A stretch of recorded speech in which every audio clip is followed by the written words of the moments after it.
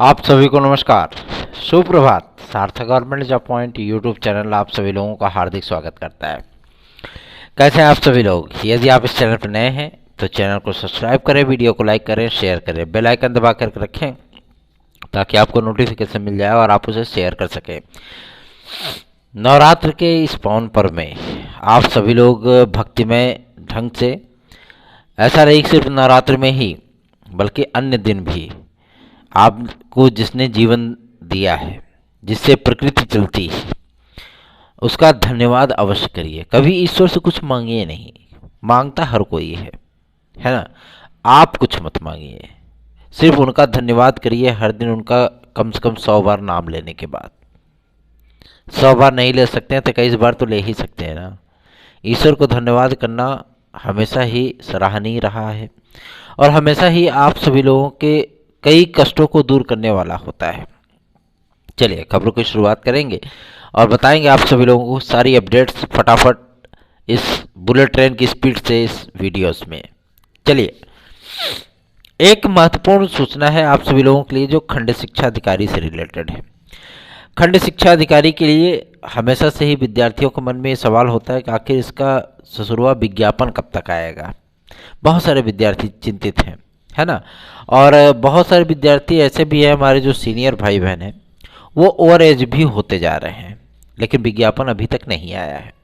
उसकी एकमात्र वजह है खंड शिक्षा अधिकारी में डीएलएड और बीटीसी वाले विद्यार्थियों को सम्मिलित करने हेतु जो ज्ञापन आदि प्रस्तुत किए गए थे या जो प्रस्ताव बना करके प्रेषित किए गए थे, उस पर विचार चल रहा है।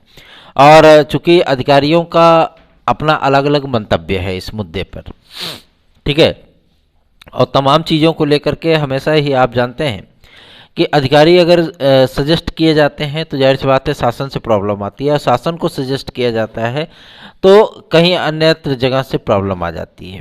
इसके लिए एक हाई पावर कमेटी का गठन किया गया है जो कि आपके आरओ एआरओ, खंड शिक्षा अधिकारी, एपीएस, पीसीएस, इन तमाम वैकेंसीज में योग्यता, आयु सीमा, एज रिलैक्सेशन और आपके ईडब्ल्यूएस के रिजर्वेशन आदि को लेकर के जो है वो फैसला करेंगे, ठीक है ना।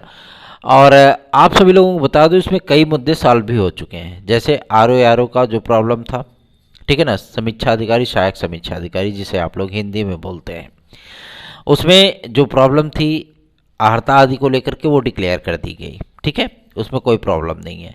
और एलटीजीआईसी का भी मैटर इन्हीं लोगों के पास था। उसके बाद आया नंबर पीसीएस का, उसमें भी आहर्ता को लेकर के विवाद था जिसकी वजह से पदों की संख्या नहीं बढ़ पा रही थी। तो अब उसमें जो है सारी चीज़ें डिक्लेयर कर दी गई, पदों की संख्या भी बढ़ गई है, ठीक है। और तीसरा नंबर पर आता है आपका खंड शिक्षा अधिकारी। खंड शिक्षा अधिकारी में डीएलएड और बीटीसी वालों को सम्मिलित करने के संबंध में जो ज्ञापन आदि प्रस्तुत किए गए थे, शासन तो इस पर एग्री हुआ, लेकिन शासन को एग्री होने से एक चीज़ खटक रही थी जो थी एनसीटीई की परमिशन।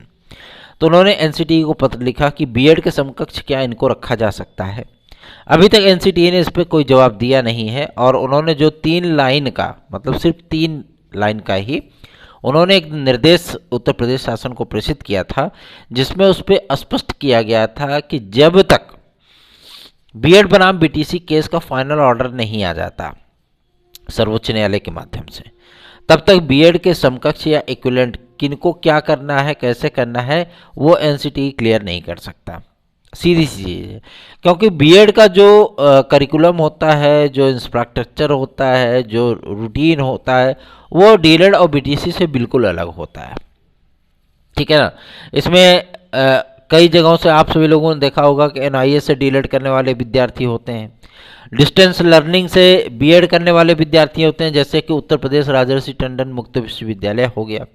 तमाम तरीके की चीज़ें आप सभी लोगों को फेस करने के लिए मिलती हैं, लेकिन इसमें नुकसान किसका होता है? नुकसान होता है आम अभ्यर्थी का, जो कि एक वैकेंसी के इंतज़ार में बैठे रहते हैं कि वैकेंसी आएगी तो हम तैयारी करेंगे और एग्ज़ाम देंगे, सफलता अर्जित करेंगे और अपने सपनों को पूरा करेंगे, है ना। ये सारी चीज़ें आप सभी लोगों को हमेशा ही खटकती होंगी और इसी के इंतज़ार में बहुत सारे अभ्यर्थी हैं, बहुत सारे विद्यार्थी हैं जो कि ओवर एज हो जाते हैं। आज इन लोगों की तमाम समस्याओं को लेकर के हम चर्चा करेंगे और बताएंगे आप सभी लोगों को कि क्या कुछ होने वाला है और क्या कुछ हो रहा है। तो एज रिलैक्सेशन विद्यार्थियों को प्राप्त हो, चाहे वो आने वाली आरओ की वैकेंसी हो, चाहे वो खंड शिक्षा अधिकारी की हो, या फिर आपके एपीएस की हो, या फिर आपके एलटी ग्रेड जीआईसी प्रवक्ता की हो। ठीक है, बहुत सारे विद्यार्थी हैं जो कि 45 ईयर हो गए हैं, उसके ऊपर क्रॉस कर गए हैं, वो एक अवसर की तलाश कर रहे हैं कि हमें एक अवसर मिल जाए तो हम कुछ कर सकते हैं। ठीक है, तो बहुत सारी चीज़ों को हमने सोशल मीडिया पे भी देखा है। हालांकि मैं फेसबुक वगैरह नहीं चलाता हूँ, लेकिन कभी कभार भाइयों का या किसी का अकाउंट पे मतलब जो है साइन अप करने का मौका मिल जाता है तो कई चीज़ें दिख जाती हैं। ठीक है ना, आप सभी लोगों को मैं इस बात के लिए आश्वस्त कर देना चाहता हूँ कि आप लोगों को एज रिलैक्सेशन के संबंध में कमेटी अपना 7 दिन के भीतर रिपोर्ट सौंप देगी। उसके बाद ये निर्णय कर लिया जाएगा कि ओबीसी को क्या एज रिलैक्सेशन मिलना चाहिए, चूँकि आप लोगों को रिजर्वेशन भी मिलता है। ठीक है, उसके अलावा जो आप सभी लोगों का कोविड काल का चलते हुआ है, उन सारी चीज़ों को लेकर के भी विचार मंथन जारी है और इस पर फैसला 7 दिन के भीतर हो जाएगा। ठीक है, दूसरा प्रमुख मुद्दा है कि आपके खंड शिक्षा अधिकारी का विज्ञापन आएगा कब तक। तो मैं आप सभी लोगों को बता दूं, कुछ प्रक्रियाएं ऐसी होती हैं जो प्रक्रियाएं अभी तक नियत रूप से चल रही हैं, और सरकारी तंत्र का जो सरकारी सिस्टम होता है, गवर्नमेंटल सिस्टम होता है, उसकी एकमात्र प्रक्रिया होती है कि जब तक पुरानी ख़त्म नहीं होगी तब तक नई आएगी नहीं। ठीक है, और खंड शिक्षा अधिकारी में भी यही प्रॉब्लम चल रही है। ठीक है, कुछ विद्यार्थियों ने जो 2018 की वैकेंसी आई थी उसमें क्या किया था कि अर्जी फर्जी डिग्री जो है मतलब लगाई के और वो टॉप कर गए थे, कई टॉपर भी बाहर हुए हैं, है ना, और मतलब जुगाड़ पानी से अपने वो टॉप कर गए। और सबसे बड़ी चीज़ ये है कि जब उनका वेरिफिकेशन हुआ तो दूध में मक्खी की तरह निकाल करके फेंक दिए गए, एफआईआर अलग से दर्ज हो गई, है ना। तो ये चीज़ें होती हैं कि आप लोग जो भी कार्य करिए लीगल तौर पे करिए, इससे प्रक्रिया भी डिले होती है और शासन का भी समय जाता है, संस्थाओं का भी समय जाता है और अभ्यर्थियों को असुविधा का सामना करना पड़ता है। ठीक है, और जो चीज़ें रहती हैं आप सभी लोगों को उसमें धैर्य से कार्य करना चाहिए। अगर आप एलिजिबल हैं, योग्य हैं, तो ही आप उसके लिए कदम आगे बढ़ाएं, क्योंकि बाद में अगर नौकरी छिन जाती है तो जाहिर सी बात है तकलीफ बहुत ज़्यादा होती है। ऐसे ही हमारे एलटी ग्रेड के कला विद्यार्थी भी हैं जिनको कि अर्हता के विषय में कोई जानकारी नहीं थी और उन्होंने अप्लाई कर दिया, मेहनत किया और सफलता भी अर्जित कर ली। अब सफलता अर्जित कर ली लेकिन 4.5 साल बीत गए, अभी तक नियुक्ति नहीं मिल पाई। और नियुक्ति नहीं मिली है किनको? टेक्निकल वालों को, फाइन वालों को, बीएफए वालों को, प्रावधिक वालों को। ठीक है, अब जो विद्यार्थी बीएड है, स्नातक में है, या आपके इंटर में कला लेकर के उन्होंने इंटर किया था, तमाम तरीके की एलिजिबिलिटी अलग अलग से बनाई जा रही है जिसमें इन विद्यार्थियों को रिलैक्स मिलेगा, मतलब इनको नियुक्तियां मिलेंगी। साथ ही साथ आप सभी लोगों को जो नॉन बीएड की कैटेगरी में आते हैं, एक अलग से कैटेगरी जो है मतलब लोगों ने बना दी है नॉन बीएड वाले विद्यार्थी इसमें सम्मिलित तो होंगे, लेकिन आप लोगों को थोड़ा सा और जोर लगाना पड़ेगा। जोर लगाने का मतलब समझ रहे हैं, ऐसा नहीं कि मतलब जो है आप लोगों को दौड़ना है या कहीं भागना है, नहीं, क्योंकि उन बीएड विद्यार्थियों को जो मतलब ट्रेंड होंगे उनको वेटेज दिया जाएगा और आप लोग नॉन वेटेज रहोगे। बात समझ में आ रही है ना। तो जाहिर सी बात है वो +5 से स्टार्टिंग करेंगे और आप 0 से स्टार्ट करोगे तो थोड़ा सा आप सभी लोगों को पेशेंस पूर्वक अपने माइंडसेट को तैयार करना है और अपनी तैयारियों को आरंभ करना है। एक अहम मुद्दा छाया हुआ है इस समय, जो कि आपके इसी चैनल के माध्यम से जो है उठाया गया था। आप सभी लोगों से मैं विनम्रतापूर्वक रिक्वेस्ट करना चाहता हूं, चाहे वो जीआईसी लेक्चरर के 50% वाले विद्यार्थी हों, चाहे वो समाजशास्त्र शिक्षा शास्त्र वाले विद्यार्थी हों, चाहे वो आपके एज रिलैक्सेशन वाले विद्यार्थी हों, ईडब्ल्यूएस के एज रिलैक्सेशन वाले विद्यार्थी हों, वेटिंग लिस्ट वाले विद्यार्थी हों, या कला वाले विद्यार्थी हों। कला वाले विद्यार्थी अपनी समस्याएं तो हमारे पास भेज देते हैं, लेकिन वो वीडियो को शेयर नहीं करते या सब्सक्राइबर नहीं जोड़ते हैं। आप सभी लोगों का ये दायित्व बनता है कि आप सभी लोग भी जैसे हम आपके लिए कार्य करते हैं उसी तरीके से आपको भी वीडियो को शेयर करना चाहिए, लोगों को जोड़ना चाहिए। ठीक है ना। हम एक दिन बैठते हैं या हमारी टीम बैठती है तो हम लोग जो है मतलब ये चीज़ें आसानी से कर ले जाते हैं, क्योंकि आप लोग वीडियो को शेयर करेंगे तो जाहिर सी बात है लोग ऑटोमेटिक जुड़ेंगे, क्योंकि इसमें कोई फर्जी या कोई बकवास कंटेंट नहीं होता है। या आपके मुद्दों की बातें होती हैं, आपकी समस्याओं के निराकरण की बातें होती हैं। ठीक है। एक प्रमुख मुद्दा छाया हुआ है इसमें, जो कि संबंधित है आपके यूपी पीएससी से आने वाली लोअर सबऑर्डिनेट की भर्ती परीक्षा को लेकर के। आप सभी लोगों को विदित होगा कि लोअर सबऑर्डिनेट की भर्ती परीक्षा यूपी पीएससी के माध्यम से न जारी करके यूपी ट्रिपल एससी को दे दिया गया था, और यूपी ट्रिपल एससी ने उसमें जम के रायता फैलाया, है ना। विद्यार्थी परेशान, सिस्टम परेशान और संस्था भी परेशान, है ना। जो प्रक्रिया पूरी होनी चाहिए साल भर के अंदर, वो प्रक्रिया पूरी हुई 4 साल के अंदर। ठीक, अब इस मुद्दे को लेकर के विद्यार्थी, जो कि आपके इसी चैनल ने उठाया था, विद्यार्थी मुखर हो गए कि ये भर्ती आपकी आनी चाहिए यूपी पीएससी के माध्यम से। मैं आप सभी लोगों को इस बात को आश्वस्त कर देना चाहता हूं कि जितने भी अध्याचन थे, ठीक है, क्योंकि इतने दिनों से वैकेंसी नहीं आई थी, अब जितने भी अध्याचन है वो टोटल के टोटल अध्याचन आपके यूपी पीएससी भेज दिए गए हैं।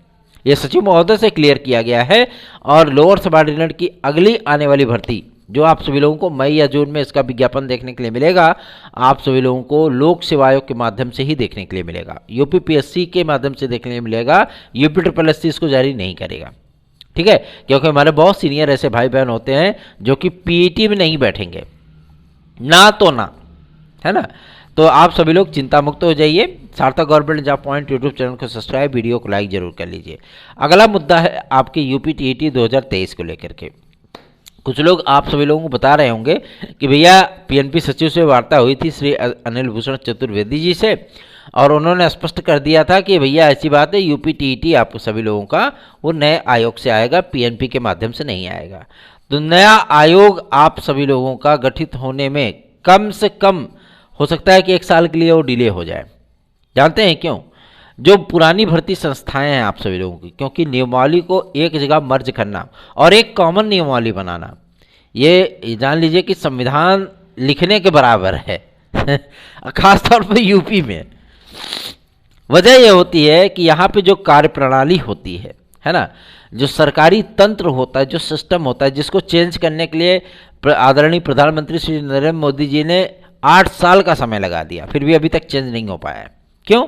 क्योंकि एक व्यक्ति के चेंज करने से वो बदलेगा नहीं। सबको, जब तक सब नहीं सोचेंगे तब तक वो सुधरने वाले नहीं हैं, है ना। सबसे बड़ी समस्या इसी बात को लेकर के होती है कि जो सरकारी तंत्र होता है, जो सिस्टम होता है, चाहे आप सरकारी हॉस्पिटल को ही देख लीजिए, बहुत सारी चीज़ें आप सभी लोगों को डिफरेंट मिल जाती है एक प्राइवेट संस्थान के, है ना। तो जाहिर सी बात है उस तंत्र को सुधारने में समय तो लगेगा ही। उसी तरीके से ये भर्ती संस्थान होते हैं, ठीक है ना। इसमें कोई भी प्रक्रिया, जो प्रक्रिया केवल और केवल 2 घंटे के अंदर पूरी हो सकती है, उस प्रक्रिया को जानबूझ के 6 महीने 8 महीने तक खींचा जाता है, ठीक है। और इसी तंत्र में आप सभी लोगों को भाई आदरणीय मुख्यमंत्री श्री योगी आदित्यनाथ जी ने बहुत अच्छी पहल की कि उन्होंने ई पोर्टल की शुरुआत की कि चलो भैया जितने भी अध्याचन होंगे सब यही झोंक दो, कोई दिक्कत नहीं है ना। और जितने अध्याचित पद आएंगे, जाहिर सी बात उनका विज्ञापन जारी करिए। लेकिन अभी नया आयोग आप सभी लोगों को सुनने के लिए मिल रहा होगा कि मई तक बनेगा, जून तक बनेगा, अगस्त में बनेगा, या अगस्त में यूपी टीईटी आएगी, अक्टूबर नवंबर में आएगी। ये तमाम चीज़ें आप सभी लोगों को सुनने के लिए मिल रही होंगी। लेकिन जो आंतरिक सूचना है शासन स्तर पे, मैं आप सभी लोगों को बता दूं, नया आयोग अभी आपका डिले हो सकता है, क्योंकि इसमें बहुत सारी चीज़ें, आर्थिक समस्याएं भी हैं, साथ ही साथ इसमें एक कॉमन नियमावली को लेकर के भी समस्या आ रही है, ठीक है। और जो उसकी नियमावली प्रॉपरली बनाई गई है, ठीक है, चूँकि 5-5, 6-6 संस्थानों को एक जगह मर्ज करना और एक ही छत के नीचे मेडिकल से लेकर के टेक्निकल तक, प्राविधिक से लेकर के जूनियर तक, प्राथमिक से लेकर के माध्यमिक तक, राजकीय से लेकर के अर्धशासकीय सहायता प्राप्त तक, तमाम चीज़ों को एक जगह मर्ज करना वास्तव में एक बीच गंगा की धारा में जौ बोने के बराबर है। शासन ने इस चुनौती को एक्सेप्ट किया है और इस पे कार्य चल रहा है। लेकिन चूंकि अब कार्य चल रहा है, ये कार्य कब तक कंप्लीट होगा कोई नहीं जानता। विद्यार्थियों के सब्र का बात टूट रहा है, विद्यार्थी परेशान हैं कि विज्ञापन नहीं आ रहे हैं। अध्याचन आए हुए साल भर बीत चुके हैं, लेकिन अहर्ता के नाम पर वो विज्ञापन रोक दिए गए हैं। अहर्ता आखिर अधिकारियों से बड़ी है। अगर अधिकारी चाहे तो 2 घंटे क्या 10 मिनट के अंदर अहर्ता तय हो सकती है, लेकिन तमाम चीज़ों को लेकर के भी हमेशा समस्याएं जस की तस बनी रहती हैं। इन तमाम चीज़ों को लेकर के जब हम लोगों ने वार्ता करने का प्रयत्न किया था सचिव महोदय से, तो उन्होंने इस बात को स्पष्ट कर दिया था कि सारी चीज़ें धीरे धीरे डिक्लेयर हो रही हैं और हम लोग विज्ञापन बहुत जल्दी ही जारी कर देंगे। ठीक है, पहली चीज़। दूसरा यह है कि LT ग्रेड के जितने भी अध्याचन आए थे उसमें पदों की संख्या बढ़ी है, ये आप सभी लोगों के लिए बेस्ट अपॉर्चुनिटी है। लेकिन सबसे प्रमुख मुद्दा यह है कि आपका LT ग्रेड का विज्ञापन आखिर आएगा कब तक, है ना। आप सभी लोगों को चिंता होगी, हम लोग स्वयं भी परेशान हैं कि आप लोगों का विज्ञापन जल्द से जल्द जारी हो जाए ताकि हम लोगों की भी समस्याएं थोड़ी सी सॉल्व हो जाए। TGT PGT में पदों की संख्या को बढ़वाया गया और जो वेटिंग लिस्ट के जो मुद्दे हैं कि मतलब भैया 2016 के विद्यार्थी जो है इंतज़ार कर रहे हैं, मैं आप सभी लोगों को बता दूं कि 2016 के जो विद्यार्थी हैं TGT के, उनकी वेटिंग लिस्ट फिलहाल तो अभी नहीं फाइनल होने वाली काउंसलिंग वगैरह की, ठीक है ना। और अभी थोड़ा सा आपको इंतज़ार करना पड़ेगा, ठीक, क्योंकि पदों का वेरिफिकेशन चल रहा है। जितने पद आपके रिक्त हुए हैं उनका वेरिफिकेशन कंप्लीट होने में तकरीबन 20 से 25 दिन का टाइम लगेगा। उसके बाद ही कोई चीज़ें डिक्लेयर हो सकती हैं कि 2016 की काउंसलिंग कब तक कराई जाएगी, ठीक। और जो नए अध्याचन है वो आपके अन्य जगहों पर न जाकर के शिक्षा निदेशालय न जाकर के बल्कि माध्यमिक शिक्षा सेवा चयन बोर्ड आ रहे हैं। और ये आंतरिक सूचना भी एक प्राप्त हो रही है, कुछ सूत्रों ने बताया है कि माध्यमिक शिक्षा सेवा चयन बोर्ड को 1 वर्ष के लिए बहाल किया जा सकता है। 1 वर्ष के लिए माध्यमिक शिक्षा सेवा चयन बोर्ड को बहाल किया जा सकता है।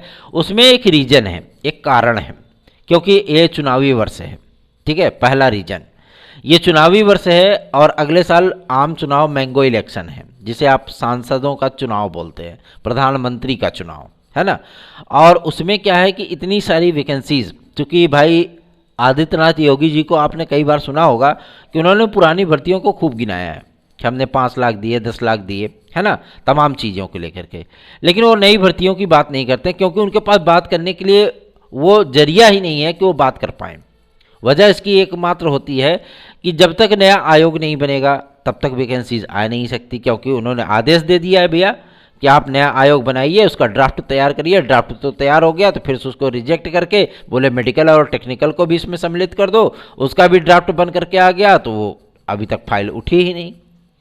आखिर फाइल नहीं उठी, आपका मार्च बीत गया, अप्रैल आने वाला है और आप जानते ही हैं कि फरवरी मार्च से आपकी आचार संहिता लागू हो जाएगी, है ना। तो दिक्कतों का सामना करना पड़ेगा। चुनावी वर्ष है तो अभ्यर्थियों की नाराज़गी को भी मोल नहीं लिया जा सकता, इसलिए इन तमाम भर्तियों को पूरा करने के लिए क्या किया जा सकता है, 1 वर्ष के लिए इस आयोग को बहाल किया जा सकता है, जो सूचना प्राप्त हो रही है। मैं ये नहीं कहता कि नया आयोग नहीं बनेगा, नया आयोग बनेगा, 100% बनेगा, उसमें कोई दो राय नहीं, लेकिन आपके पुराने संस्थानों को बहाल किया जा सकता है। दूसरा इसका प्रमुख रीजन ये है, क्योंकि कल उस मुद्दे पर डिस्कशन हो रहा था तो कई तथ्य निकल करके सामने आए हैं। दूसरा महत्वपूर्ण रीजन है आप सभी लोगों का TGT बायोलॉजी 2011 के विद्यार्थियों का इंटरव्यू, ठीक है। क्योंकि माध्यमिक शिक्षा सेवा चयन बोर्ड का जो नियमावली कहती है उसमें कहीं अन्यत्र इंटरव्यू कराने का कोई प्रावधान नहीं है।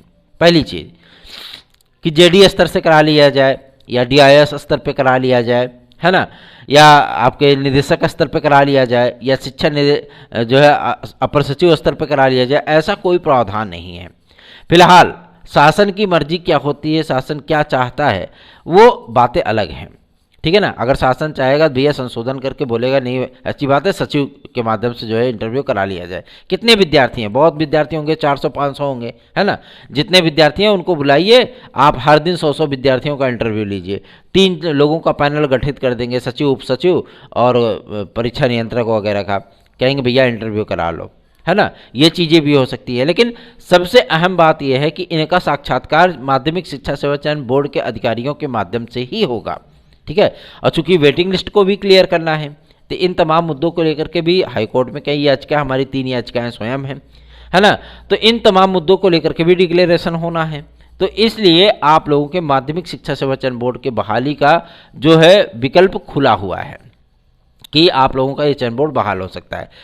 तीसरा सबसे महत्वपूर्ण कारण है कि आपकी जो तदर्थ शिक्षकों की जो नियुक्तियाँ हैं वो रद्द हो चुकी हैं, वेतन आदि रोके जा चुके हैं और इन लोगों को लेकर के अभी तक कोई भी निर्णय किया नहीं जा सका है।